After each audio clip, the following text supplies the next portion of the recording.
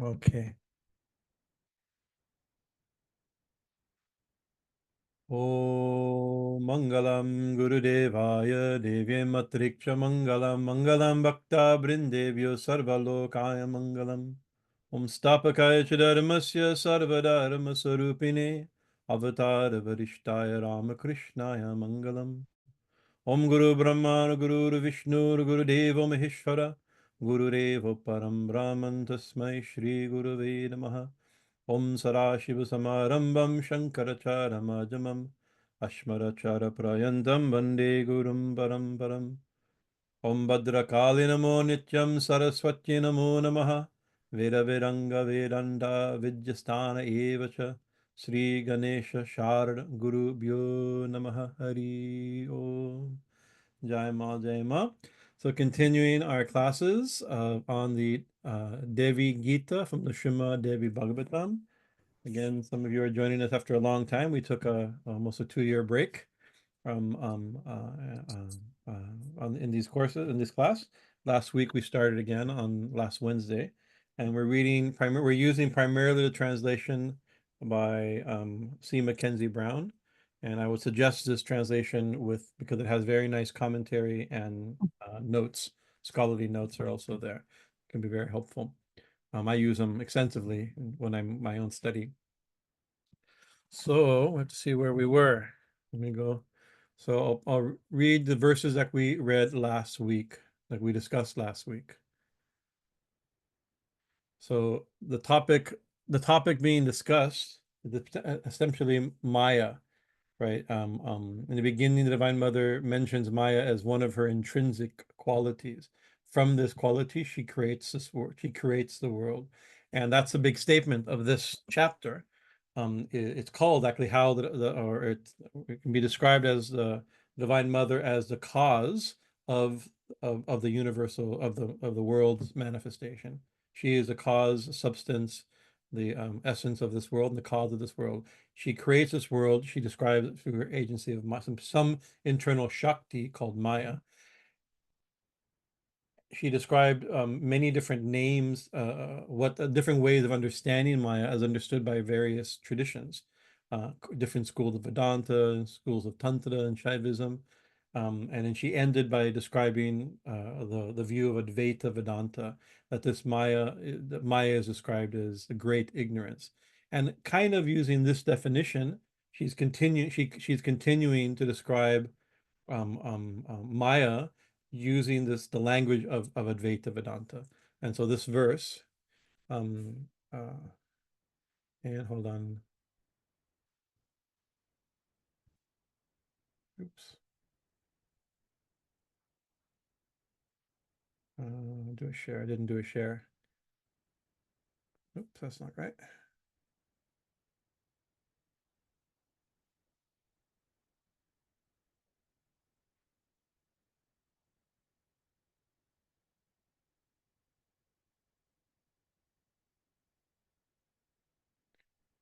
Something went wrong with me here.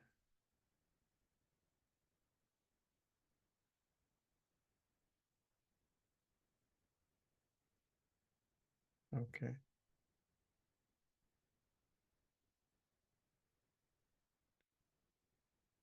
Some technical difficulties.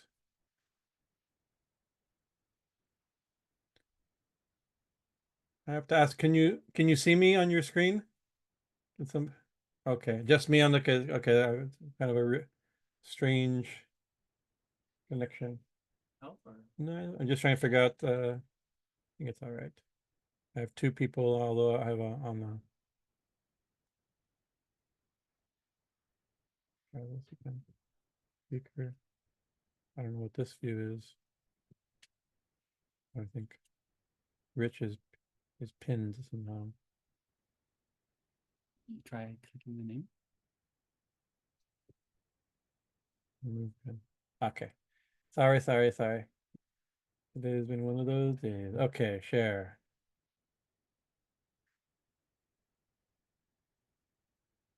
Sorry, you have to give me a second.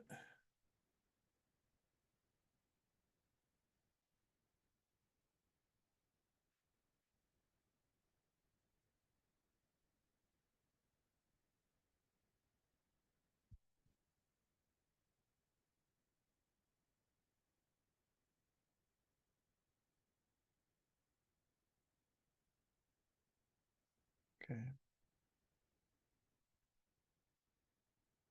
Okay. That work? Can you see the screen? Can somebody wave?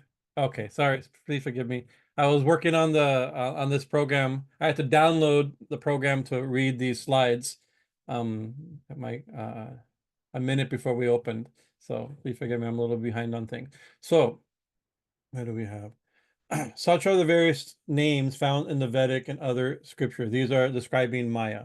Since Maya is something we can perceive, it has a nature of non-conscious matter. So this is, we described last week, as a very harsh type of harsh type of Advaita, right, of non-dualism. From the school of Advaita, a very harsh view of Maya. Anything that can be perceived is non-conscious matter, right?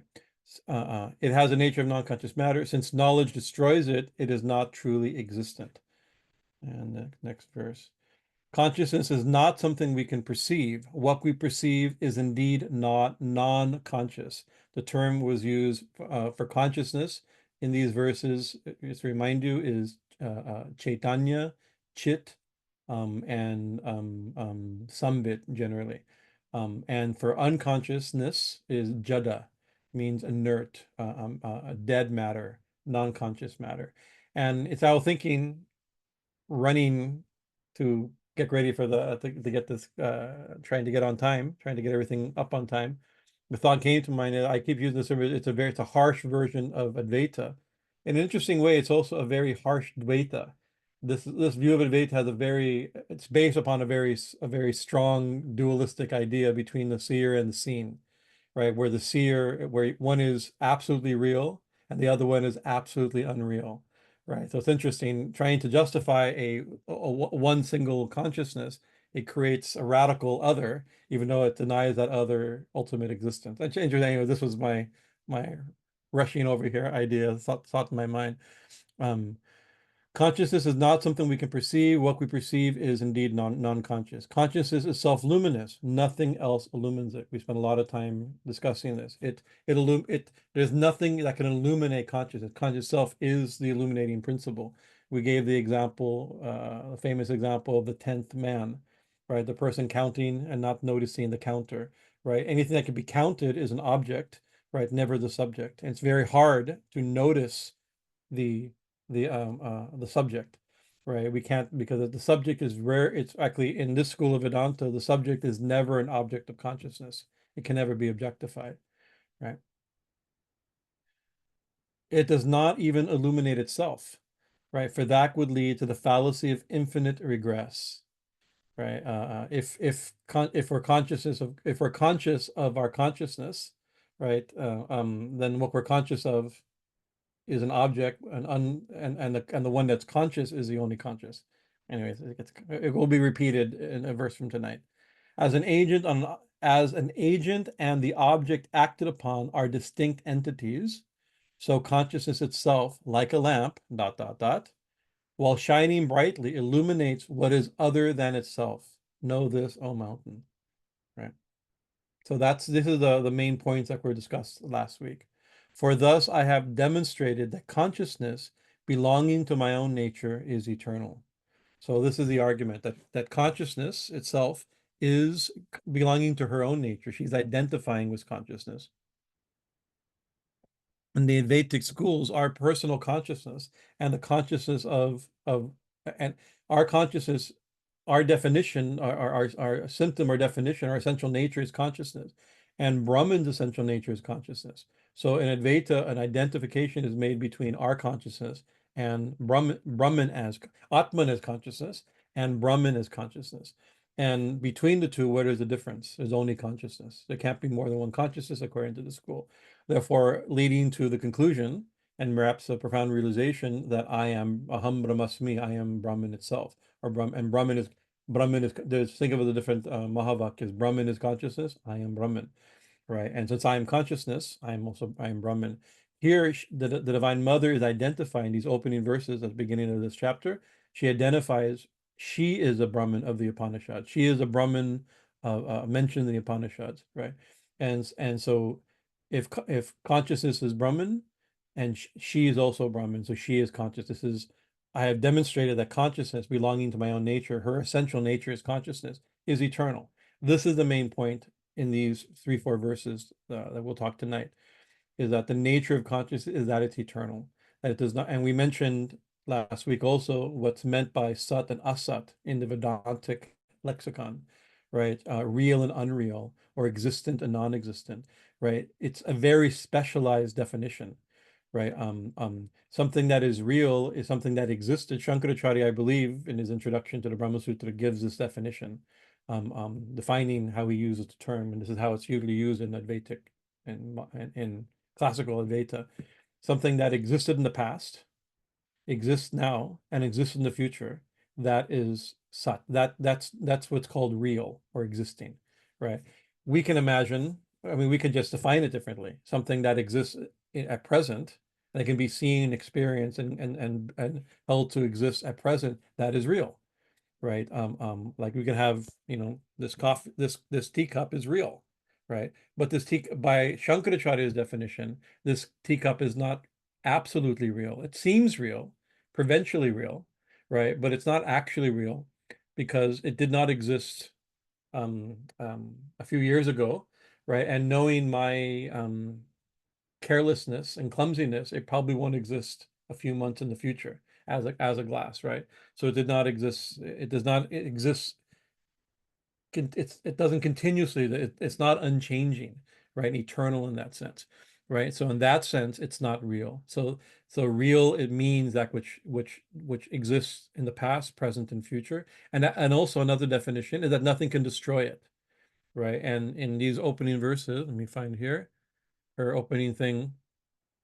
Since Maya is something we can perceive, sure, first it describes the fact that it can be perceived, I mean, it's an object, it's not conscious.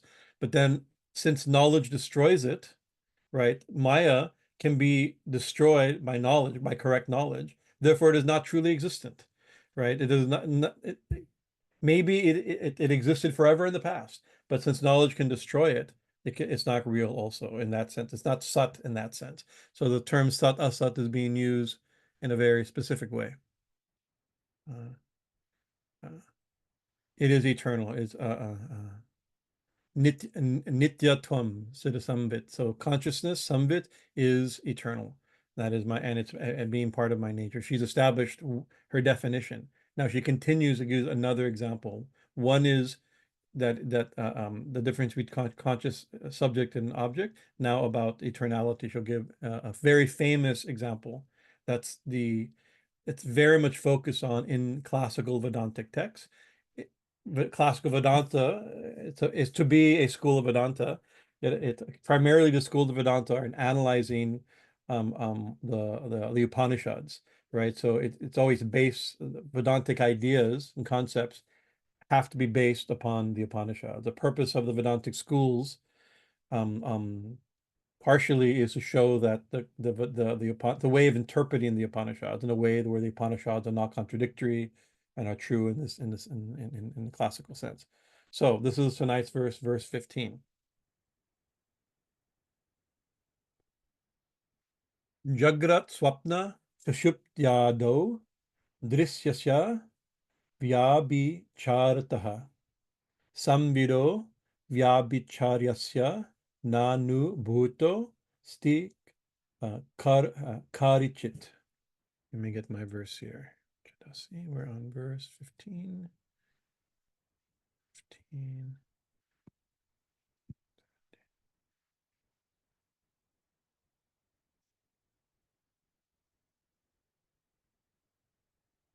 Okay. So this is Mackenzie Brown's translation. The visible world appears and disappears constantly in various states of waking, dream, and deep sleep. Pure consciousness never experiences such fluctuations. Remember the previous verse, is defining consciousness now as eternal. And by eternal means unchanging, right? Past, present, and future, and nothing can destroy it. That's what makes something eternal, right? So it's using, this visible world,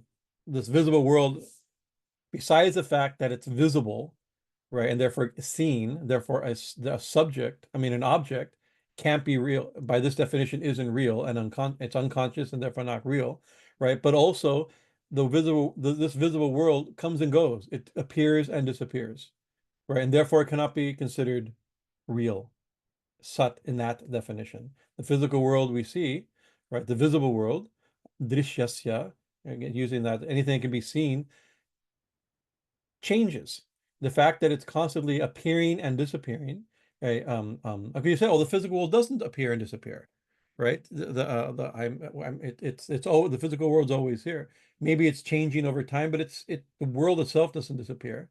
It does disappear. And in the Upanishads, especially the Mundakya Upanishad, makes a very big point of this, that it changes, it appears and disappears in the various states, right, of waking, dream, and deep sleep, right? That this is the meditation, right? The world itself comes and goes in these different states, and these states also come and go, right? That's an important point also. The main point being made that the world comes and goes, the seen world, right? Anything we see, Maya, comes and goes. We experience Maya, we experience the world in different states, and in those states, the world comes and goes.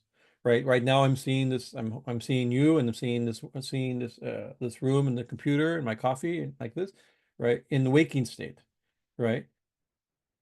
I'm hoping and praying that I get some good sleep tonight, and the beginning part of that sleep will be rapid eye movement sleep when we're dreaming, right? We'll be enter the dream-filled sleep, right? Dreaming sleep, right? In which case this world that I'm seeing, including you in it, will disappear, right? And to me, it will disappear. To the seer, the scene will disappear, right? Not just if I close my eyes, even a new world will come, right? And I'll experience another world, right? And then if I get enough sleep, which this is my problem, I don't get long enough sleep sometimes, right? You get a chance to enter deep sleep or dreamless sleep, right? Then the world disappears completely. In dreamless sleep, there's no world, right? Of course, I think I'm a little nervous. I'm using unchallenged definitions from the Upanishads and their early commentaries, right? I think maybe I'm not sure.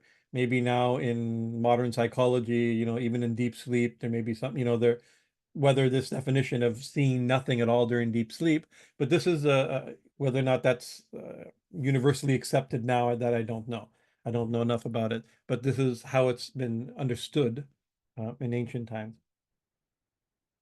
And when we're in deep sleep, what are we conscious of, right? The claim is that we're still conscious, that we actually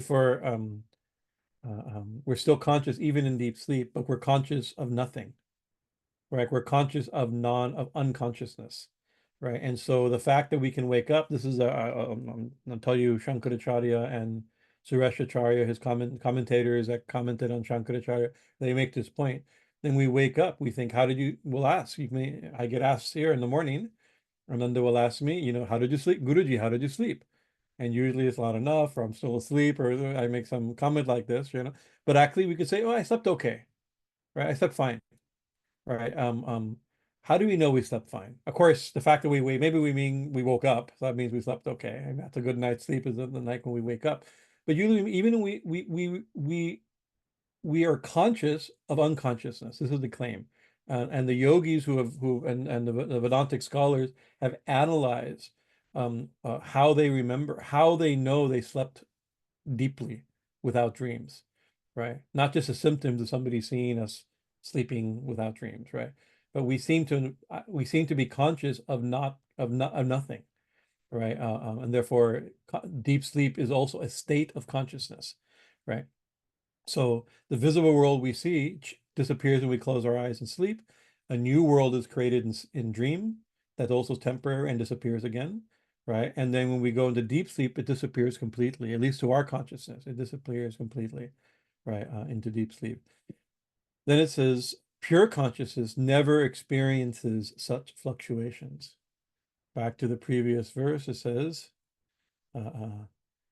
nityatvam. The truth is eternal, unchanging, right? So here again, saṃvido, the deep sleep, conscious, pure consciousness, saṃvit here, that one of my favorite terms for consciousness I mentioned last week, is described as never experiencing these types of fluctuations. I'm going to look at these words. The words used, I wrote them down below in blue. I'm sorry if it's not very bright. Maybe I can make it bigger. For the term for in the verse here, for wakefulness is jāgrat. These are the technical terms. But these and then for the dreaming it's swapna, and then for deep sleep here it's suṣupti, suṣupti. In the verse śiṣṭaḥ, beginning with dream, beginning with wake, dreaming, and dreamless sleep. So here it's suṣupti. I added other words, Vaishvanara, Taijasa, and Prajna, right? Those are terms used in the Mundakya Upanishad, right? And I have a screen of those verses. I don't know if necessary, maybe I'll read them just to give you a flavor of how important the meditation on the three states of consciousness are in Vedanta. Important enough that here the Devi is quoting using this as a classic example with much the same purpose, that pure consciousness is something that is not affected by the changes of the different states of consciousness, right? States of being, right? And not only the states change, the different states change, but the world that those states experience, the dṛśyasya, the world that's seen, also is constantly changing, appearing and disappearing. The world is constantly changing, but also the states are also changing, right? There's something, the claim is, that doesn't change, right? Unlike the world that comes and goes in the three states of consciousness, also the states of consciousness come and go and can be observed, right? And the fact that we remember that our dreaming, our waking self, our dreaming self, and our deep sleep self, those states of consciousness, we can also remember them. We can perceive them, right? And therefore the self is independent of those states of consciousness. And the self, being unchanged, can remember those states of consciousness, right? Can see the difference between waking, dreaming, and dreamless sleep, right? That notices those changes. If I'm noticing my mind's constantly, the thoughts are coming and going, but I'm observing the thoughts coming and going, the observer is unchanged, and therefore can comment. I was there before when one thought come, now I'm still here during another thought, and therefore I can compare and notice the coming and going of thoughts. I'm the consciousness, the observer, the seer, is present and unchanged along with the changing thoughts, the changing objects of perception, and the changing states of consciousness. So I'm going to do verse, well, let's see what we have here.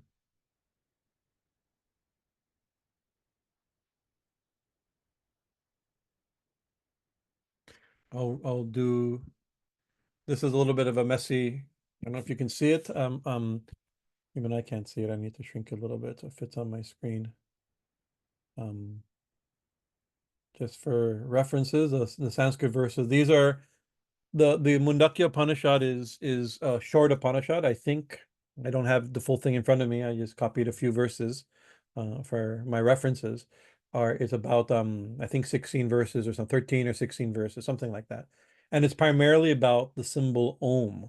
And in that last slide, I showed the symbol Om as our graphic. And you see, even in the symbol Om, this is from conception, somebody connecting Om to the different states of states of consciousness, of wakefulness, the way of interpreting the very symbol of Om as wakefulness, dreaming, deep sleep, and then the absolute, that's beyond. Usually that Chandra is seen as Maya, and then on one side you have the absolute, the self, through the shield of Maya, then becomes the three states of conscious: dreaming, and dreamless sleep. Right. This is a graphic visualization given to the statement of the Mundakya Upanishad, which is about Om primarily, and it's describing Om as the self. Om is a symbol of the self. Om as the self, as Atman, as Brahman, as unchanging in the three states of consciousness. So this is the classic form. So this gets a little dense, but I want to read it just so you have a feeling of this type of Upanishadic contemplation, right? Now it uses the word pada, right? Describes the consciousness as being in four states or four stages or four sections, right? We have four sections, or pada means foot, right? So four, like the four legs of something or something like that, right? The first pada, the first quarter, is Vaishvanada, whose sphere of activity is the waking state, who is conscious of external objects, who has 7 limbs and 19 mouths, and who experiences consists of gross material objects.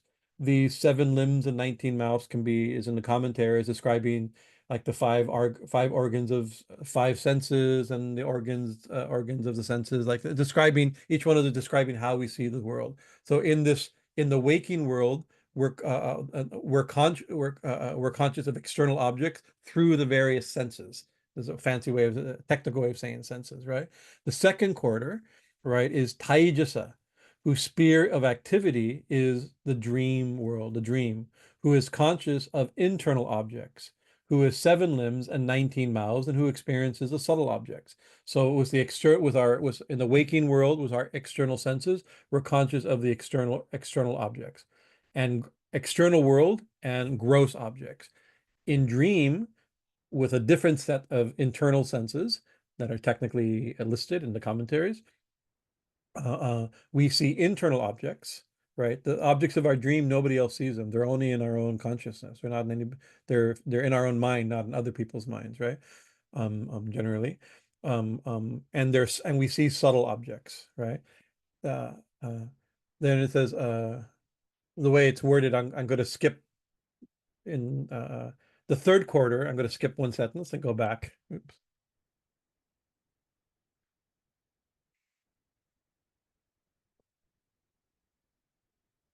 Okay.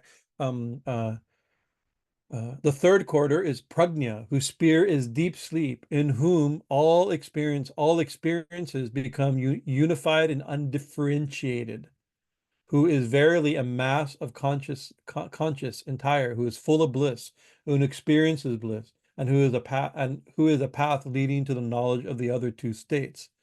Then going back to the beginning of it, that is a state of deep sleep wherein the sleeper no longer desires any objects, nor does he see any dreams. So in deep sleep, we do not desire anything, any objects of this world, and we do not see anything in this world, and we do not see any dream. Dream of sleep is defined. This is not a very novel definition. Deep sleep is defined as not having any dreams, right? We don't see dreams, and we don't have any desires. But then it describes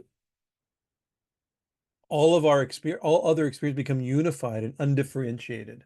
There's nothing distinct, right? A mass of consciousness. So this is a very interesting way of thinking of deep sleep, right?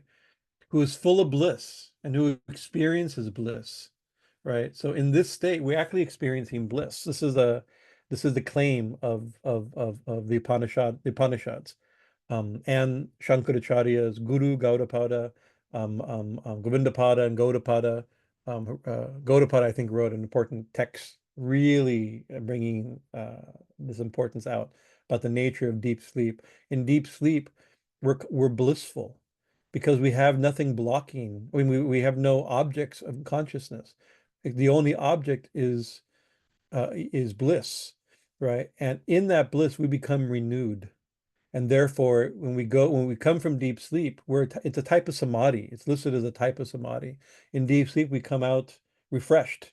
And if you see, if you keep waking somebody up before they get deep sleep, right? They will never. It has a detrimental psychological effect, physiological effect.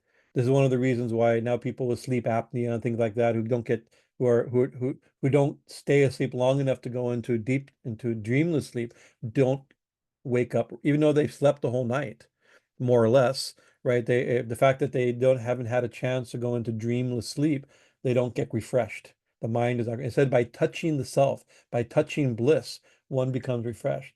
But in samadhi, my Guruji described, he says, nirvikalpa samadhi as entering a fool, one comes out wise, right? That's the effect of nirvikalpa samadhi.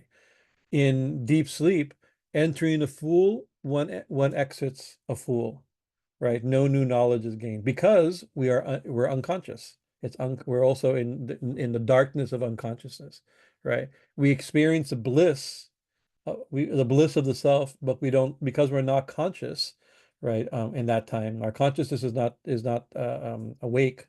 We're conscious of unconsciousness, right? This is the claim, right? So then it describes, and then it further describes in verse 6, this deep sleep state, right? This is the Lord of all. This is the knower of all. This is the controller within. This is the source of all. And this is from which all things originate, in which they finally disappear. So now it's this merging between deep sleep and the turiya state. It's going to define the turiya state. Ma does not mention the turiya state, but I wanted to mention it because I think this is something we can really benefit by contemplating. Turiya, right? Actually, the word turiya comes from the term chaturati, or the number 4. Turiya means the fourth, right? But it also means that which is beyond, right? So it means beyond the 3, but it also means that which is beyond the fourth. So this is too technical to give a class on Mundakya Upanishad and their language, but we'll just read it. Turiya is not that which conscious of the internal subjective world, nor that which is conscious of the external objective world. Turiya is not conscious of dreams, the internal world, or of external objects during the waking world, right? Nor is that which is conscious of both, nor that which is a mass of all sentiency, nor that which is simple consciousness, nor that which is insentient. It is unseen by any sense organs, not related to anything, incomprehensible by the mind, uninferable, unthinkable, undescribable, essentially of the nature of consciousness, consisting of the self alone, negation of all phenomenon, the peaceful, the bliss, and the non-dual, that which is known as the fourth. This is what is known as the fourth, turiya. This is the Atman. This is to be realized, right? This will very interesting. It gets a very profound. Gaudapada gives very profound contemplation on all those aspects of the fact that it's not knowable and not relates to anything. It's very, very interesting. I think somewhere we may have, I don't think it's posted. Maybe it's posted. Swami Paramananda, my Guru Bhai, he gave one talk here at Kali Mandir several years ago, maybe 6, 7 years ago, on Gaudapada's Shankaracharya's commentary on Gaudapada, something like this.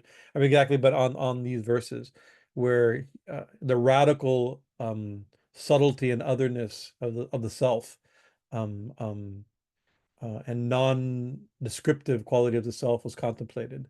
And I remember one in the discussion, somebody asked, right, then nothing can be said about it. It's never an object. I mean, it gets very abstract, it's like, what's the benefit of contemplating it?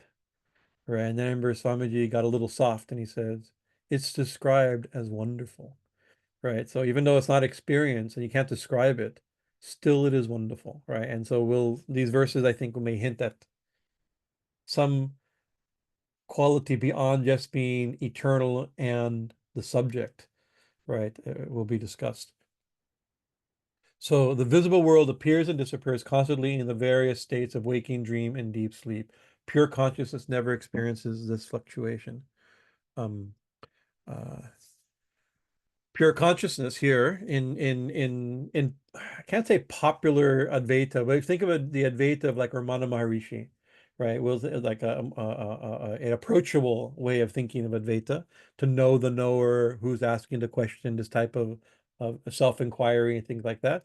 He focused a lot on the observer of all states of consciousness, the observer, even the one, not only the one who asks the question, the one who observes the one asking the question. You keep finding the self behind everything, right? So it's described like pure consciousness as revealed in Turiya is the real continuous reference. And then I'm quoting Ramana, or describing Ramana Maharishi. I dipped into him a few nights ago. Ramana Maharishi and many other sages affirm that Turiya is the background of all the other states of consciousness. They further attested that it can be revealed more easily in the moments of transition between one common state of consciousness and the other. So this is the way my Guruji also taught me, right? He was in this line of practical Advaita contemplation. Not that, so that the fact that you have waking, dreaming, and dreamless sleep. Of course, we perceive the world differently. Our consciousness perceives differently in these three states. But also these three states are perceived. We perceived waking, dreaming, and dreamless state. The states of consciousness are through which we perceive, but we can also perceive them. Just like I'm looking through my glasses, but I can also see my glasses. You know, something like, I mean, maybe this is a bad example, but this is what came to me. A way of thinking. But the fact that we can perceive these three states as a perceiver, right? So there is the observer observed the three states of consciousness and is observed through three states of consciousness, right? And the point here that Ramana is making, Guruji made, that in between these states, right, there is a gap, right? There is something, the fact that one can see, let's say it like this way, the fact that we can perceive these changing states of consciousness, not only changing states of the world coming and going in the different states of consciousness, but the states of constantly changing. Waking, dreaming, deep sleep, waking, dreaming, deep sleep, waking, dreaming, deep sleep. The fact that we notice these, there's something constant that notices them. Notice that conscious, if we can notice the noticer, at least try, right? And in these different states, the yogis say there's a gap in between these states of consciousness. Just like we can notice different thoughts, there's a gap between thoughts. We can notice our breath, there's a gap between breath. That gap is called the sandhi or the sandhya. Any place where something joins together, there's a gap, right? And sometimes yogis in meditation, this is the claim, the yogis, meditating type yogis claim, my Guruji being one of them, right? That we can notice the self, we can see the self shining in those states, right? The example also inspired. I'm inspired by Ram Maharishi on this point, but my Guruji gave almost identical point in his language. He said, just like a thought comes into the mind, right? Usually we only know, the seer only notices the scene, and therefore we know, we can pay attention to what we're seeing, right? And that's active seeing, right? But we're constantly seeing a million things. I mean, like one thought after another thought, one image after another image, one state of conscious after another state of conscious, constantly changing. There's nothing consistent. Very hard to even notice anything, right? What to speak of noticer. But in meditation, we focus carefully on one thought, or example, one mantra, or one image, or one thought, or one idea, as an object of meditation, of constant contemplation, right? Where we're not thinking of 1,000 thoughts, we're thinking of one thought, trying to, again and again, right? Or we're not going through 1,000 states of consciousness, we're making a constant state of consciousness called dhyana, meditation, or concentration, or pratyahara, the different states that Patanjali mentions, where it's not fluctuating states of consciousness. We want a single state of consciousness. It was a single object of consciousness, right? But still, we're conscious of an object, not the observer. But when we think, let's say we say a mantra, Om Namah Shivaya, or Om Namah Shivaya, Om Namah Shivaya. Usually it's Om Namah Shivaya and 1,000 thoughts between, what is it, that line in Buddhist prayer, that 1,000 thoughts in one breath, right? 1,000 thoughts coming in one breath. So we say a mantra, and between the mantra and during the mantra, we have 1,000 other thoughts also, or at least several other thoughts also, right? If we can start thinking only one thought, only the mantra, and nothing else, that's a very nice state of consciousness. And if our states of consciousness become stable, right, where we enter the state of deep concentration, we're not constantly fluctuating states of consciousness, right? That becomes so. then we have a steady state of consciousness and a steady object of consciousness, the thought Om Namah Shivaya, Om Namah Shivaya, Om Namah Shivaya, Om Namah Shivaya, right? Then we can, in that state of consciousness, one of the qualities of meditative states of consciousness, the mind slows down, right? And you can, and yoga, this is a practice of some yogis, this is a practical application of these Vedantic ideas, yogic application of Vedantic ideas, where you can slow down the thoughts, right? Where you say the mantra and you elongate the gap between mantras or between whatever the object of meditation is, the focus of meditation is, right? So you have, because when you have only one subject and one object, right? Where the subject, the seer, is only conscious of one thing, and when it's not when it has no subject, it has no object. Sorry, the language is not my favorite thing. This distinction I get mixed up on a lot. When the object, you think of, you have only the object within consciousness, right? And then in between two objects, there's nothing. You elongate that gap. In that gap, there's only consciousness, right? And maybe the language, you become conscious of mind the gap, as they say when you're entering a train or something, right? Right. If maybe you can't be conscious of consciousness, but consciousness shines, right? There's something that in that moment, there's consciousness itself shines, right? And the Yoga Sutra says consciousness shines of its own nature, right? When thoughts aren't there, when thoughts are stilled, or the verse 3 or 4, right? Right, then the self shines in its own glory, right? And so yogis are conscious of the gap, right? Any gap between thoughts, between breath, and things like this, right? Especially the gap between objects, right? We can rarefy our thinking by, in times of meditation, to have through concentration and meditation, having only one object, and in that basically claims object, right? We have to continue to keep it in our mind. And then sometimes, like when we notice the gap between them, we notice the one that's observing this. We notice, or if that's the right language, we notice the subject, noticing the one. We notice the subject, or the subject shines. There's some experience of the subject shining, right? And so our Guruji used to also say that in between the states of consciousness, there is a gap. That gap can be known, right? The fact that states of consciousness appear and disappear within the substratum, within a substratum, that substratum is consciousness, the observer. The fact that thoughts come and go and can be remembered. I had the thought, now I'm having this thought. I'm seeing this object, now I'm seeing this object. I'm in this state of consciousness, now I'm in this state of consciousness.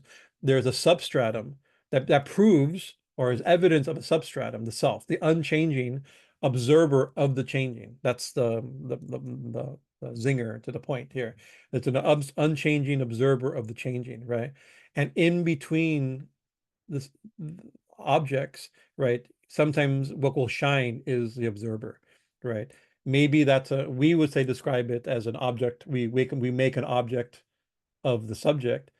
Here it's saying it's impossible, but it shines in its own nature, right? So this is a statement. I'm quoting Ramana Maharishi as one of the classic teachers of this type.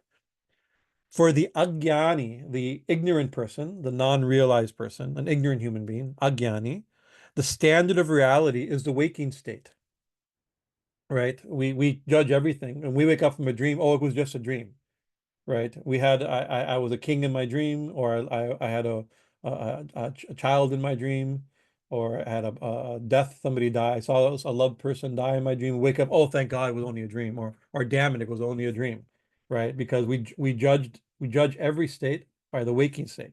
An ignorant person judges every state by the waking state, right? Whereas the jnani, the realized being, right, the standard of reality is reality itself, right? Not the waking world. So the standard of reality, in other words, is a turiya state, or here, in this slightly psychological yogic way of understanding it, the observer, right?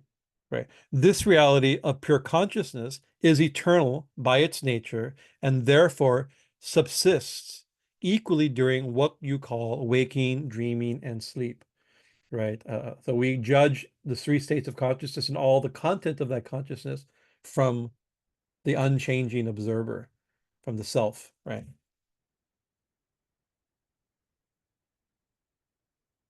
Let me go past my verses here. Let's go to the next. What time is it? Okay, a few more minutes. So verse 16. Even if this consciousness itself becomes an object of perception, right, then the witness of that perception would appear as the real pure consciousness. As before, sorry, I didn't read the Sanskrit. Actually, this has maybe I didn't subconsciously. I didn't read the purposely didn't read the Sanskrit. And I didn't purposely do it, but I because it's a long, complicated Sandhi. There's a bunch of words put together that I couldn't uh, uh, legally split. Let me see where we are here. Yadi tasyā'pyanubhavastarhyayaṃ. I'm splitting up the words here. Yena sākśiṇā. That tasyā'pyanubhavastarhyayaṃ. That's a lot of words put together, right? So even suppose yadi, even if, or suppose for a second, if we were to assume that you can be conscious of consciousness, if consciousness is an object of consciousness, and maybe that's the point of this practice, of this exercise I said, of trying to notice the gap between thoughts and notice the shining. We're trying to make a object of the subject, right? We're trying to make conscious self an object, but then the witness of that, the one who notices that, that itself is conscious. That is the real consciousness, right? So the one, maybe we could, by trying to notice the gap, trying to notice the space of consciousness, trying to notice, being aware of awareness, the one who's aware of that, that is the self. It's just moving it. Even if you assume, and some yogis, like my Guruji and Ramana Maharishi could assume somehow, maybe they use the language of that consciousness can be an object of awareness. You can be aware of yourself. You can become we use the term Brahmagyani or Atmagyani, one who's realized the self, right? How can you know the self if the knower is never an object of knowledge, so that type of thing. Even if we can know the self, the knower of the self, that is the self. So it's anyways, it's playing, it's just moving the position again. Anubhūtaḥ evā'tra śiṣṭaḥ saṃvidvapuḥ purā. What does it say? Even that perceived self, right? Would itself become or remain the one who actually knows, the saṃvidvapuḥ, the one who actually knows, the one who's observing, the one that's observing seems to observe the self. That's the actual self. It would still remain unchanging as before, right? So there's a trick, because some people will claim, oh, the fact that we notice the self between thoughts, or we notice awareness between states of consciousness, that's just another state of consciousness. The one who the observer of states of consciousness is another state of consciousness. Maybe that's the case, right? The one who can observe that is the self. Ma's really hammering using this language of the observer. The observer is the seer. That's, by its very definition, is eternal. That's the point that being made here, that it is eternal, right? So another beautiful verse. I like this verse very much. Atta eva nityam tvam atma Atha eva nityam tvam proktam satshastra kovidaha ananda rupata chasyah para prema spadhantvataha. I'm just looking at them. What verse are we here? And so, this is the conclusion, those versed in religious treatises, in this religious scriptures, regarding the real, declare consciousness to be eternal. Now, this is this type of verse is found in many scriptures. That those who know conclude that consciousness is eternal, right? there are school, I mean, we assume, I mean, I've been in the yoga Vedanta world my entire life, my entire adult life, the adolescence life, right? My assumption has been from the very beginning that the knower is eternal, right? That states of consciousness are temporary, and that objects within those states of consciousness come and go, and therefore are not, maybe they're unreal, maybe they're real, but they're definitely not eternal, right? Right? They're not conditioned, right? That these, my assumption that my teachers and the books that I read and the teacher that taught me is that the knower is always is eternal and changing, right? And I remember Adi Keshav sent me a PDF of a philosopher and psychologist, and challenging that even the state of the observer, that might be always changing. That's not an assumption in the Western psychology and Western philosophy. It is an assumption in Vedanta and the Vedantic type of schools. The assumption is that consciousness is not generated by anything, and that it's eternal and unchanging, right? Everything exists within it. That's not the assumption at present in by all Western philosophy and psychology, right? Many people in the materialistic schools hold that conscious self is generated from matter, not that matter is within consciousness, of something of observable in consciousness, and that consciousness is generated by matter itself, and although the sense of an observer seems to be constant, even Buddhism challenges this point. This is the major challenge between some schools of Buddhism, that the observer is eternal, unchanging. Buddhism says, how do we know that? How do you know the observer is not constructed, right, by various adjuncts? Different things go to create a sense of an eternal observer that's not constant. This is the anatma doctrine, right? So not only in the Western system is this challenge and not accepted, even in other Indian schools, identically contemporary with the Upanishads. Buddha was preaching right around the time when some of the mid-range Upanishads were developing these ideas. If we can talk in a historical way, right? So this was not given to everybody, right? But we can assume here, I think this move in this previous verse, that even the one observing even that, if consciousness is generated by matter, and a sense of self and the sense of consistent unchanging self itself is generated and temporary according to Buddhism, the one that's observing that, she's still saying that's the self, right? It's still holding the self is the observer no matter what, whatever, so it's still harsh like that, right. So it says those who know, right? And then it says atta eva nityatvam, right? Proktam satchastra. Satchastra, I couldn't figure out that word. I figured the word scripture was in there somewhere. So I'm making them to help me with the sandhi.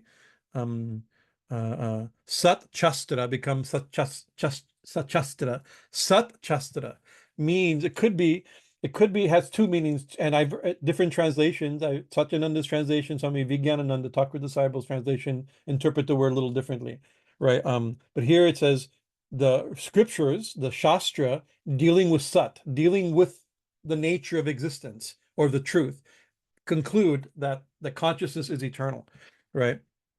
Another way of interpreting it is true scriptures teach that consciousness is eternal, right? Scriptures that are real, right? In other words, not false scriptures, right? The knowers who know the true scriptures, right? So this may even be in that moment between Buddhism and Hinduism, Buddhism and the Upanishads, and that's not the Hinduism and Buddhism are not contradictory at this time. The Upanishads, right, holding that the scripture the Upanishads teach that the real consciousness is eternal, whereas false scriptures, untrue scriptures in the dialectic and polemics of the time, right, and the competition of ideas of the time, of an opposing school or a distinct school, of a practice at the time, assumed that consciousness is not eternal, right? So there's those who teach the conscious not eternal won't say this, right? But those who teach from the Upanishads and the tradition that comes from the Upanishad, the true scriptures or the scriptures dealing with the truths, both interpretations, they declare that consciousness is eternal. Eternal means unchanging, right. And so uh,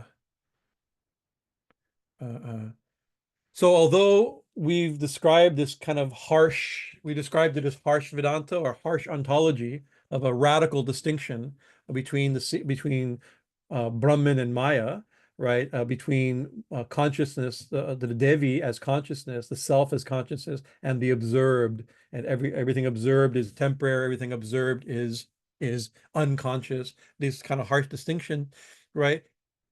This distinction between the temporary and the eternal, right? Whether or not you want to call the temporary unreal and unconscious, right? Maybe not all schools do that, right? But most schools, maybe even all schools of Hinduism at least, right? Or Vedantic and yogic schools will make a distinction between, an important distinction between the permanent and the impermanent, right? And that's defining sat and asat in different ways, right? An example,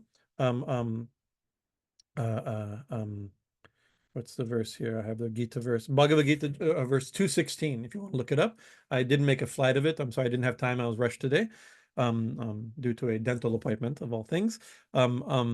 But verse 216, Nashato vidyate bhavo nabhava vidyate sutaha ubhavayoapi drishto nat disto drishto. I'm missing the word here. I think I'm missing some spelling here.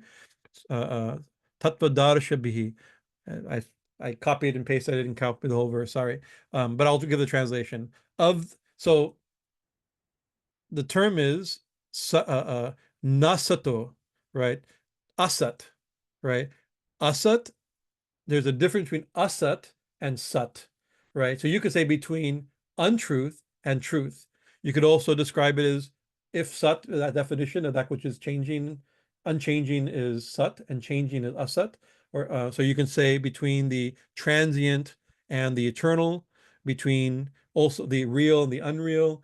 You can also, as Prabhupada in this verse, he translates, Srila Prabhupada, the Hare Krishna founder, he describes it as non-existent and existent, right? So he uses a very dramatic definition of it, right? Uncharacteristic in the point that's being made here for him, right? He uses a dramatic word, but I'll read as if sat asat means transient and eternal, right?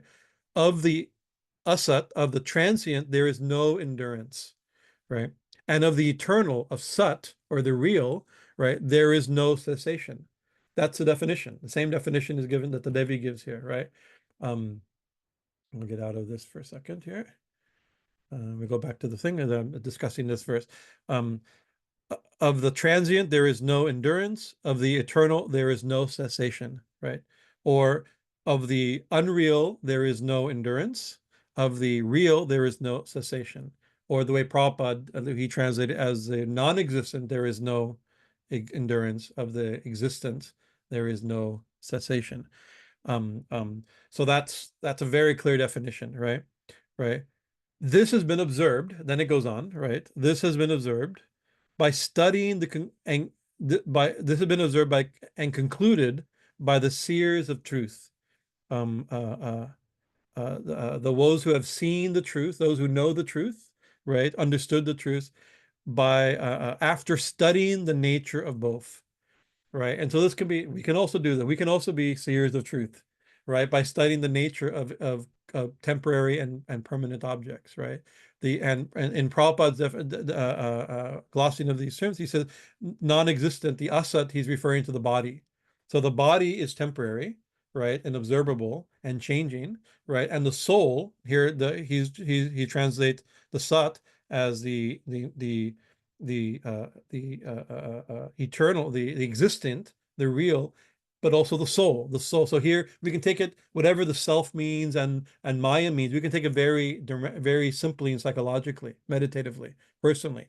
The soul is unchanging, right? The body is changing. The soul is unchanging. The world is changing. The soul is unchanging. The states of consciousness are changing. Deep sleeps, confusion, all these different things, right? Right. Because the soul, the self, the observer, observes the changing body. It observes the changing mind, right? In same chapter, there is this Machit na Dhiraschitanamuyati, what's that verse? The Dehi no Spinyata Dehe verse, right? The very important verse. First verse we learned, first verse we had to memorize in our Bhagavad Gita class many years ago. That the embodied soul passes from childhood to youth to old age, right? At time of death, it takes on another body, right? We can observe that we can observe it in ourselves also. I was a little child, right? I grew up. I remember vague memories of after you were 5, 6 years old, our memories become more sticky and we can hold them longer, right? I remember myself here, and I'm an old man. Hopefully, I'll have enough memory to look back and remember my life, this period of my life, right? The body is changing. Something is unchanging that can observe the changing body. The mind is changing. Something is unchanged that can observe the changing mind. This world around us is constantly changing, right? Not permanent. Something seems to be permanent, observing the changing world. The states of consciousness are changing. Waking, dream is sleep, and other states: confusion, excitement, concentration, lethargy, sleep. The Yoga Sutra describes other states of consciousness. Its swipe against the states of consciousness is different than the Upanishads. Rather than the main three states, it describes different states of waking consciousness, different states of sleeping consciousness, right? So but either way, states are changing. Something seems to be observing. There's a term that we can use, right? There's two mistakes that, according to our gurus of our tradition, that it's important. Why it's important to notice the changeless self, right? And to call out and notice and note the changing phenomenon, changing body, changing mind, changing states of consciousness, changing world, right? There's two mistakes. The first error is that when we don't do this, right, we don't notice the distinct. The knowers of truth have declared. The Gita says the unreal or the unchanging doesn't last, and the real, the permanent, the unchanging doesn't change, right? We should notice this. The knowers of truth have declared by noticing the nature of both. So if we don't notice the nature of both, and many of us haven't, maybe, I mean, most of us, we've been in the yoga, Vedanta, Hindu world for a long time, right? For at least for some time, so this is common. Sometime when we're describing this to people, for the new people who are just starting the study of philosophy, Indian philosophy like that, it's like, oh, I never thought that. Not that they never thought to think of it this way, right? And what happens if we don't stop to think about this way? The yogis say there's two mistakes happen, right? One is we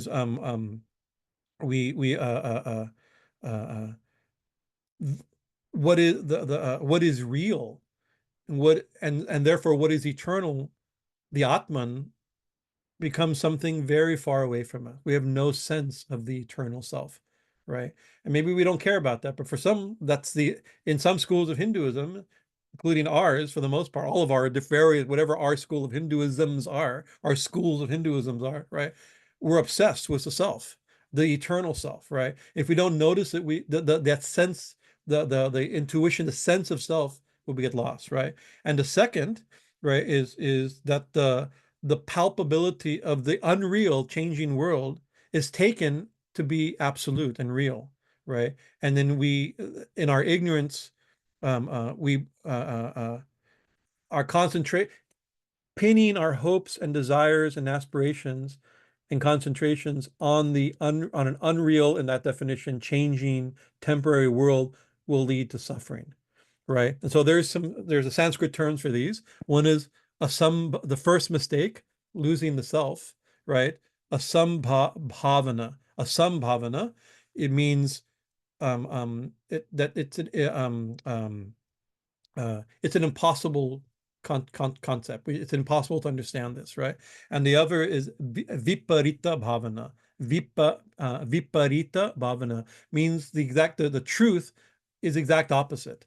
We take the unreal to be real. We take the temporary to be permanent. We put value in the wrong place. We're backwards, right? So thinking back to my Guruji's language, his Puja Swami Vishnudevananda Saraswati, he would say that we are eternal, and we seek, if we have that language of seeking, the eternal. The eternal in us seeks the eternal, right? But we see, if we seek it in the temporary, if we think the temporary is all there is, then we'll never be satisfied, right? We also are infinite, right? And we seek pleasure, we find satisfaction, we put value in the finite, we'll never be happy, right? And to use his language, to more psychologicalize it, to seek happiness, to seek satisfaction in the unsatisfying, to seek permanent value from the impermanent, to seek infinite value from the temporary, from the finite, right? Is a losing battle. It leads to suffering, right? And so for yogis, try to wake up to this and focus on the real, on the permanent, and but first that requires some meditation on that distinction, right? I don't think I'm going to quote many of you have heard the term perennialism, or the perennial philosophy. There was a famous book, The Title of Perennial Philosophy by Aldous Huxley, right? It is the term perennialism, the perennial tradition goes, I mean, it was used hundreds and hundreds and hundreds of years ago by various people claiming a universal ancient tradition. Right, but in more recent times, René Guillon and one of the great thinkers in writing in French primarily, in what we call the traditionalism or perennialism as a particular school of thought that positions itself against the modern. Right, it's a very interesting school of thought. It has some dangers. He was very careful on how his philosophy was used, his understanding of a universal truth behind religions, behind all different tradition, not behind all religions, behind traditional religions. That's where traditionalism. You can't just make something up and call it religion in his perspective. It was a type of universalism or universalism or what is it? More than one religion is true. I've just lost the term. Swamiji, what's the word I'm looking for? Pluralism. Pluralism. Thank you. I just yesterday I gave a podcast with somebody on pluralism, religious pluralism. My topic, I forgot the word. Pluralism, universalism, or perennialism. Right? There's some perennial, underlying, eternal reality to which traditions partake of, right? But there was another thinker that I'm going to read only because he words it very nicely. He himself his name Fritjof Schuon, right? He's a controversial character. Eventually, I think there was some little cultic behavior with religious leaders left on their own sometime. But he was a brilliant person in his own way. I'm just going to quote from him because on this point, I think he words it really nicely, right? Says the essential function of human intelligence is discernment between the real and the illusory, between the permanent and the impermanent. The point between the self and the other, and also between God as the permanent value, us as permanent beings, and God as the permanent being, whatever, like, and temporary things, right? The purpose of human intelligence, discernment between the real and the illusory, between the permanent and the impermanent. And the essential function of the will, right? Our intelligence is to make that distinction, and the will is the attainment of the permanent or the real, right? To know that between the real and the unreal, the permanent and impermanent, and the will, the purpose of the will is to try to attain, to focus on the real, the permanent, as opposed to the impermanent, right? Right. This discernment and this attachment, the difference between and the focus of and choosing the permanent, the focus as our focus, right? Are the quintessence of all spirituality. This is his claim. Spirituality is this distinct. Of course, there's a problem. This is certain schools of Buddhism would not hold that anything is permanent. So you can see in other modern schools of new thought like that may not hold this, but this is his challenge, right? This discernment, this discernment and the attainment are the quintessence of all spirituality. Carried to the highest level or reduced to their purest substance, they constitute the underlying universality of every great spiritual patrimony of humanity, or what may be called the religion perennius, This is what he calls the perennial religion, the perennial philosophy, right? This is the thing that all religions, all the great true religions have in common, is that they just make a distinction between the real and the unreal, the permanent, the impermanent, and they teach us a methodology of meditation, self-inquiry, worship, ritual, whatever the methods are, to attain or to focus on and to the real, the permanent, the sat compared to asat, right?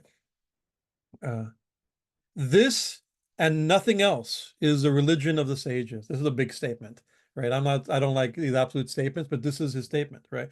Ma's making that statement too. Those who have studied real religion, the real scriptures all say this. He's making a similar statement to her, right? This and nothing else is a religion of the sages, but always necessarily on a foundation of divinely instituted formal elements, describing the aspects of religion. The twofold definition of the religio perennius, the eternal religion, discernment between the real and the illusory, and the unifying and permanent concentration on the real, implies in addition the criteria of intrinsic orthodoxy for every religion and all spirituality. So he's saying the difference between orthodox religions and non-orthodox religions. True religions, to use the term orthodox, means real religion, correct religions, and unorthodox, false religions. I'm uncomfortable calling religions false, but I'm quoting, Devi just did it, so we're quoting another important modern thinker who's giving his rationale for this type of definition, right? For every religion and all spirituality, in order to be orthodox, a religion must possess a mythological or doctrinal symbolism, mythology and doctrines, right? Establishing the essential distinction in question. Religion between the real and the unreal, permanent and impermanent, right?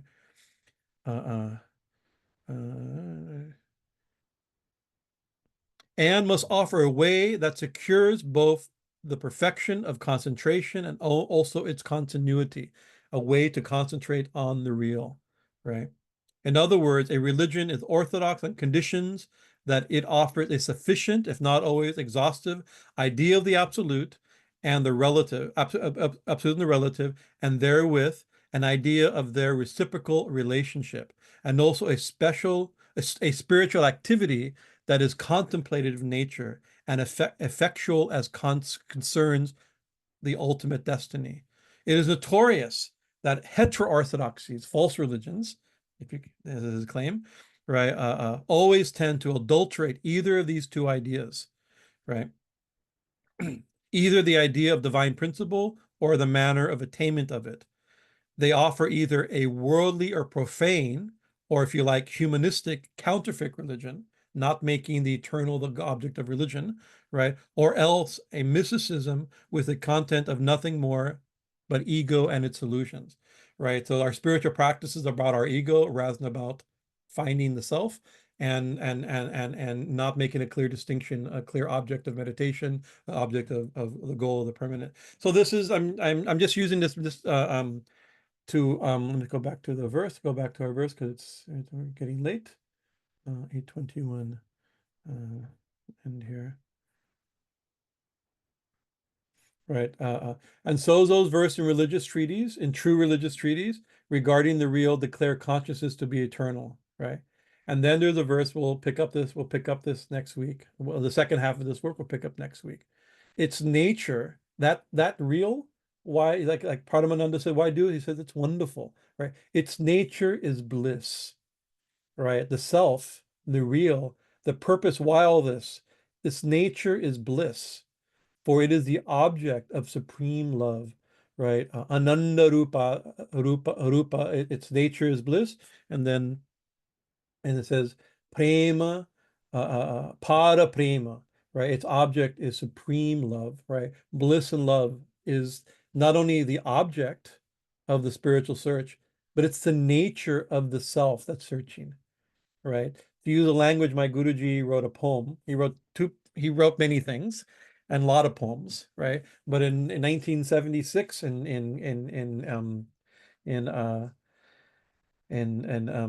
Central Park, right? Somebody asked him, he gave a talk the night before, and he kept using the word vairagya, renunciation, right? And he said, what does this mean? We don't know that word. He didn't know how to describe. So sitting on the bench over 2 days in Central Park, he wrote 2 poems, Admonition 1, Admonition 2, right? If you like, maybe I can post them or something on the chat for this. He printed them up, and everybody he'd meet, he'd hand them to. Like the essence of his teaching are in these poems. But the last line of the second poem says, "He is you whom you seek." Right? This is a beautiful line, right? We seek God, but God's also the one seeking. He's you. He's become you. He's the you whom you are seeking, and He, meaning God, seeks all of you. Right. So it's both the seeker and what we're seeking are both of the nature. Why? They're in nature Ananda Rupa and Pada Prema. Right. They're in the nature of bliss and the nature of love.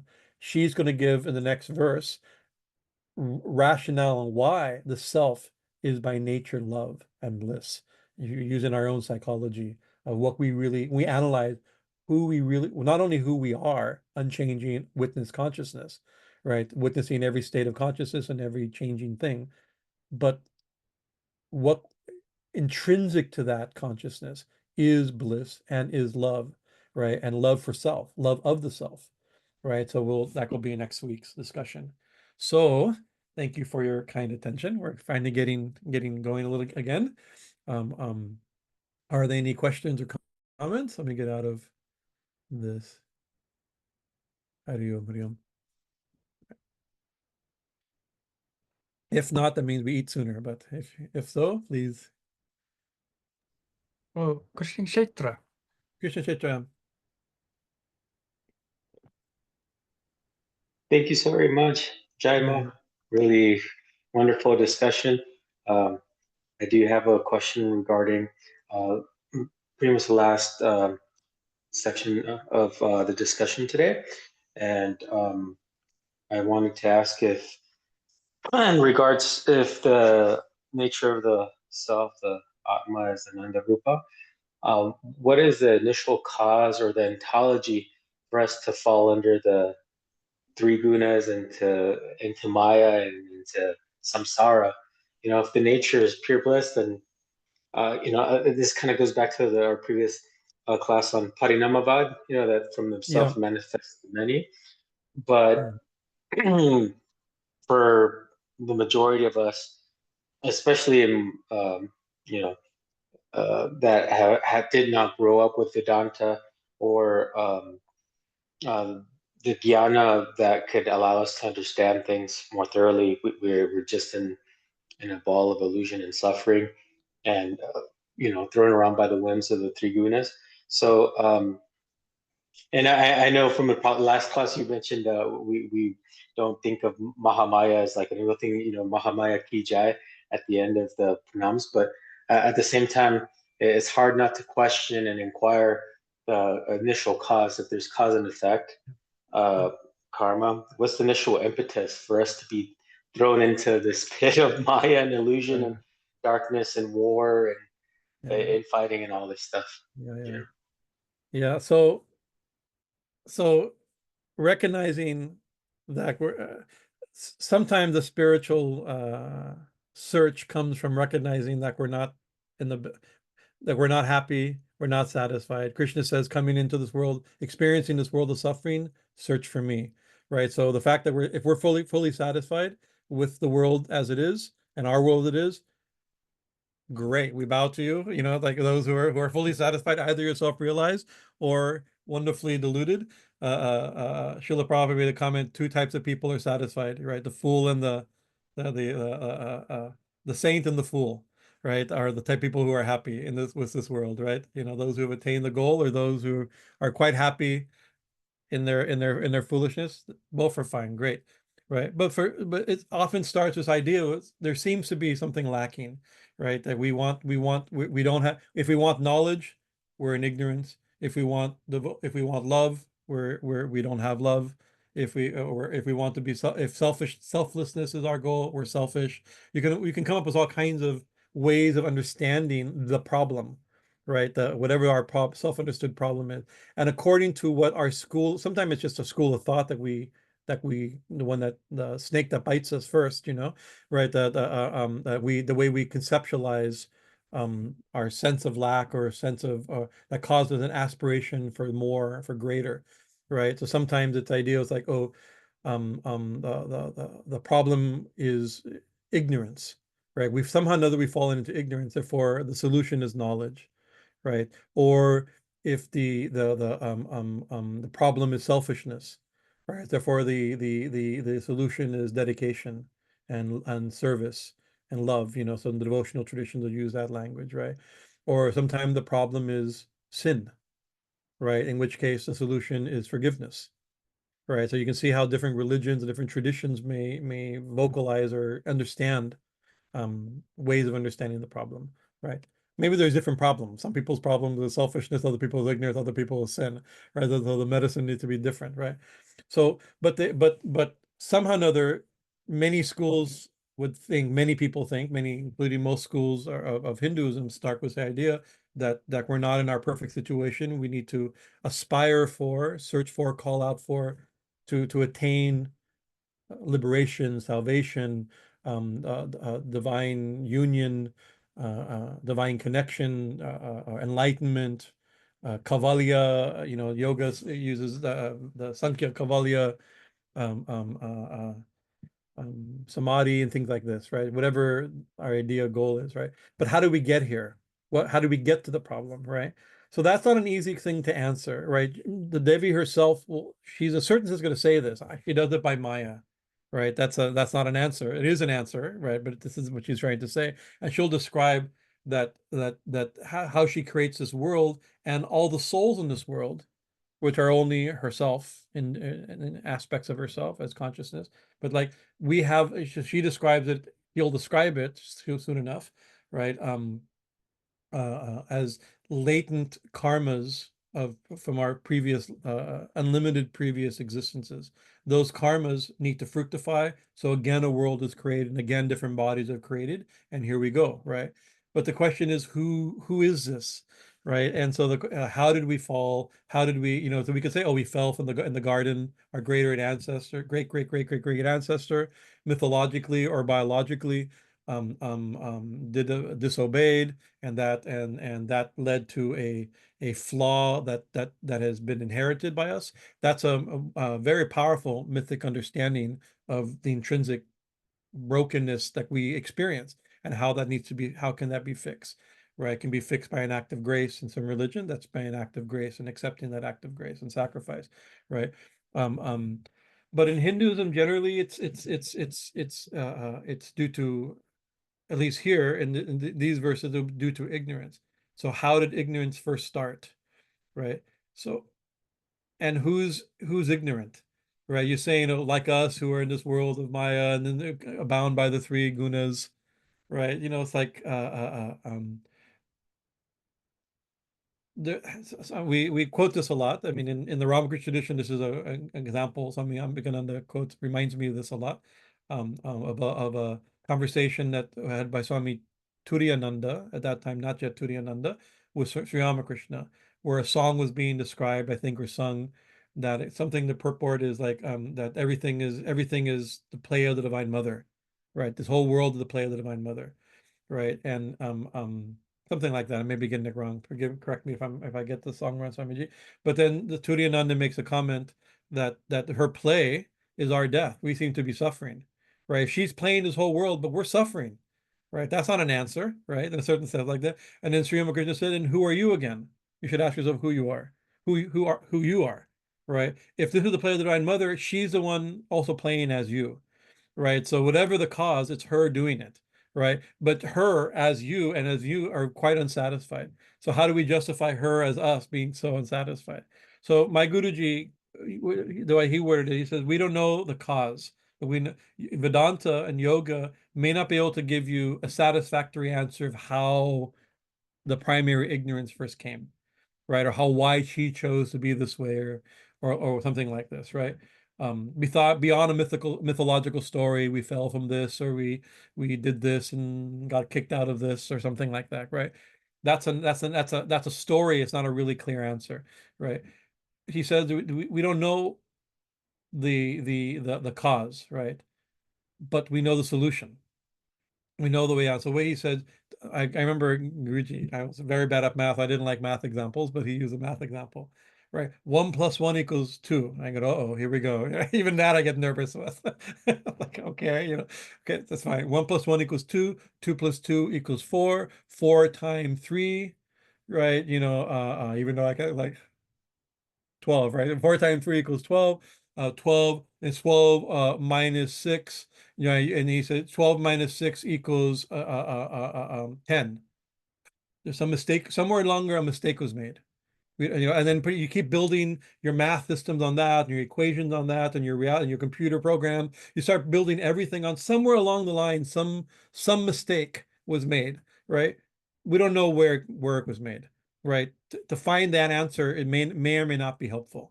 Better to see correctly, right? So we don't know. We may not. I mean, some people claim they know exactly how we came to our state, right? But they're all different ways of describing our state, right? But the way out of that state, or the way forward, the way to a new state, right? To mukti, liberation, enlightenment, samadhi, however the schools describe it, is what Ma is describing, right? I mean, she's describing it first just to justify the one consciousness that will become everything. I'm taking this for the sake of finding something of personal meditative value in the contemplation between the real and the unreal, the seer and the seen, right? Right. From that, we can know the self. We can know, and therefore know and be free from the illusion caused by the world of not lose find the seer in the seen, find the subtle from the gross, find the eternal and the real from the temporary and like that. So the way forward is given. The way back, different. Different texts say different things, right? They're just different things, right? We don't know if any of them are. These are ways to understand it, but the way forward, how do we move forward, right? And it always has to be somehow or another with the claim of this author, right? Schuon, is that to discriminate between the real and the unreal and focus on the real, right? That seems to be important, right? And the Devi later will say just that also. I mean, right now she's using this to justify that she's the one self distinct from Maya, right? So that distinction is important. But even just at that statement itself, that gives us a whole lifetime of contemplation and spiritual practice, I think. That's no answer, but I don't know the answer. And sorry, one last thing to follow up on that in terms of the solution, like your Guru Dev saying 1 + 1 = 2. Is there a mathematical algorithm to get to the solution of the state of awareness and moksha and vijnana?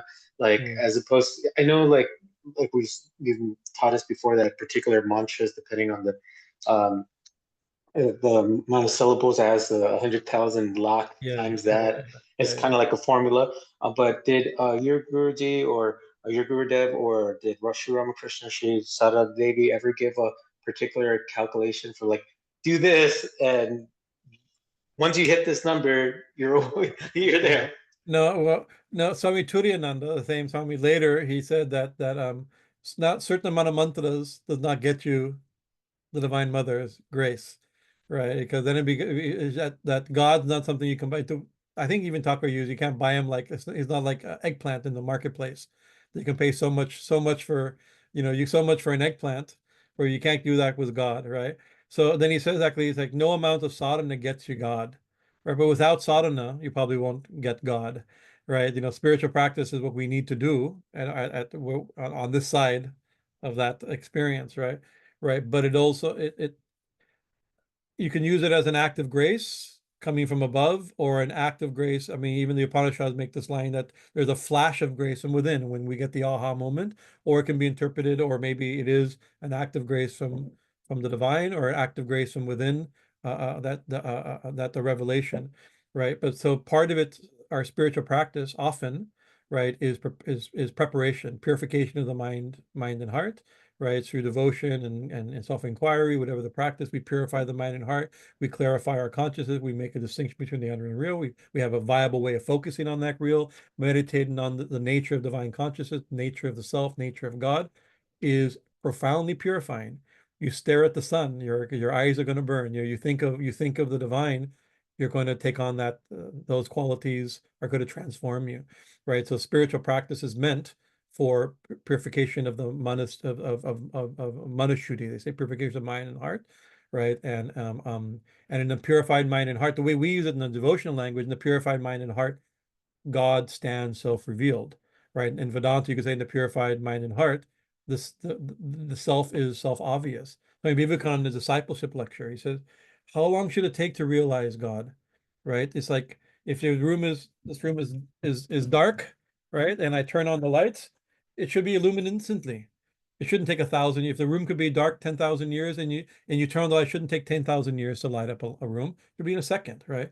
But and then he gives the example of like the rope and the snake, right? You see a snake and then you see it's a rope. How long does that take? It could take 10,000 years of you not seeing the rope, right? But then you see it, it takes a second. And then you see it forever. It's like whatever it is, our sadhana is to practice, purify the mind and heart, contemplate the truth, right? Be open to divine grace from above or divine grace from within, right? Let that flash come. Guruji, Yes. I'm reminded, I think it was Swami Brahmananda who Huh. used the example of the scissors, that you have divine grace coming from below and our self-effort, our sadhana from coming up, grace coming from above, Yes. our effort coming from below, and that cuts through illusion. No, that's very good. Yeah. That's good. Ragini, you have a question. Ragini. Yeah, Yeah, Guruji, I saw your April Fool's post from last year, the snake and the rope. Oh yeah, I thought about posting. I usually just post the same thing every year. I thought people may be sick of me never coming up with something new, but my April Fool's was a rope looking like a snake, right? So April Fool's, it was a rope the whole time, something like that, or the snake, yeah, whatever, yeah. I had a question about the two mistakes we make that you read. Yes. Is that a symptom of Kali Yuga or every yuga, or is that not talked about? Well, no, we can think. I mean, what is Kali Yuga, but we can think if we mean by Kali Yuga a sense that we're becoming farther from the truth, like in the Srimad Bhagavatam, there's verses that describe the qualities of Kali Yuga, right? And one of the qualities is that that the truth is seen as false and the false is seen as real, right? So that could be or religion is dharma is seen as adharma and adharma is seen as dharma, right? So that we become less intelligent, we become very foolish, all the time disturbed. There's all these verses, right, that describe these. So these could be summarized in a certain sense of we lose the sense of the self, and we overemphasize the material world, the changing material world, and therefore suffer. And you can see suffering where that is happening, right? Of course, there's other causes of suffering. I mean, I can cause you to suffer by doing something horrible to you, or having something horribly done to me like that. But there's the root of suffering. The root of suffering is the world of duality, right? And not knowing. I mean, this is the essentials. This is a ontological causes of suffering, not specific details within the world of the world of experience like that, right? But even like it's so we could think of it that's not a bad way of thinking of Kali Yuga. Kali Yuga, the time when these two mistakes are if we think of these trying to see the world this way or see this world this way, this is very common, right? We've lost the sense of the self, right? We never notice it, right? What to speak of have a viable way of finding it, and in the so doing, we take the world to be all in all, right? We take the changing to be of infinite value, right? And I'm not against finding value in the changing, but the value we find in the changing should be temporary value, not permanent value, right? Like if you need food, meditation's not going to feed you. You need to work, right? You need to convince somebody to pay you, work in a way you don't get fired, all the things you need to do, good and bad, in order to have food, right?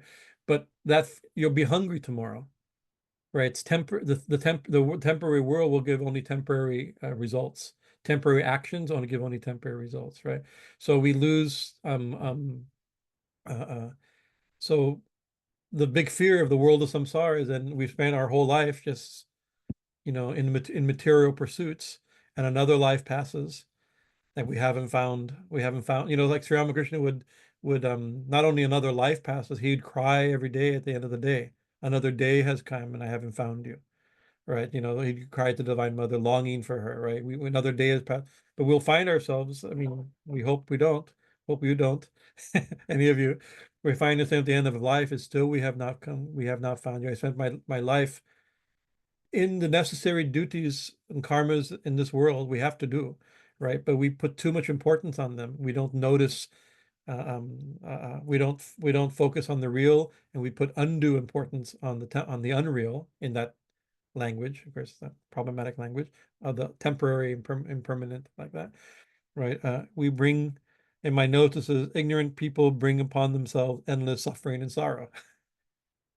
Here we are, endless suffering and sorrow. How's it going? And I sometimes think, how's life going? It's like my answer is like physical embodiment and conscious separation from God. This is our normal consciousness, right? So we have to find we're searching for the real. We're searching for the. I mean, I keep using this. I mean, I prefer, this is not my preferred language. The real and the permanent, like that. We could say we're in the devotion line. We're searching for God. We're searching for the divine. We're searching for the self. If you want to give it a more Vedantic flavor, right? Right. That's what we're searching for.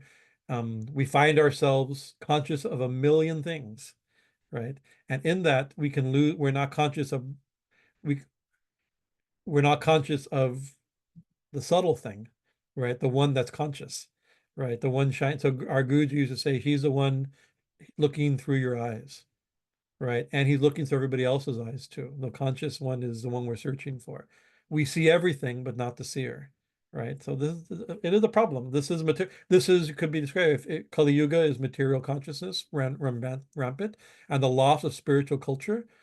By Schuon's reading, loss of spiritual culture is no longer looking to the permanent and the real and the divine as the goal of life, and making our spiritual practices about ourselves, not about finding God, right? Finding the self, but finding about for the ego and its play and its enjoyment. That is the fall from religion, his definition. And he and the perennialist school liked the yuga concept. They thought that this is exactly the symptom of Kali Yuga. That's good you brought that up. It's exactly the symptom of Kali Yuga. Anyway, that's a good point. Thank you, Guruji. Anything else? So it's actually good. I think we should probably end. Oh, Krishna, quick comment. Yeah, just super quick.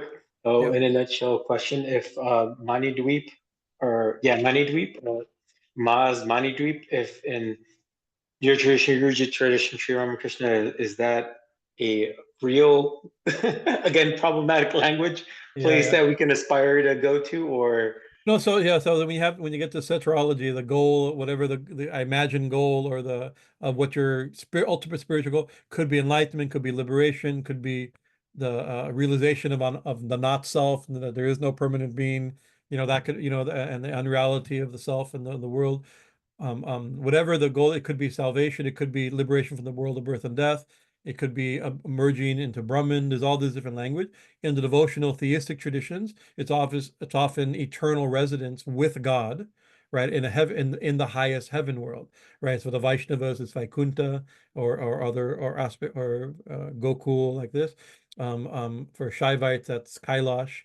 For Shaktas, in the Devi Bhagavatam, it's Mani Dweep, right? The texts we're dealing, the Devi Gita and Devi Bhagavatam, the last penultimate chapter, I think, deals with the Manidweep description of her heaven world, whether it's a real heaven world, or whether there is a real heaven world, or these are states of consciousness, or they're simply ways of imagining something that's non-imaginable, right? The fact that you may want to go to Vaikuntha and I may want to go to Ramakrishna Loka, and somebody else wants to attain Satori, and somebody else wants to go to the Pure Land, and so, you know, somebody else wants to Kavalya Moksha.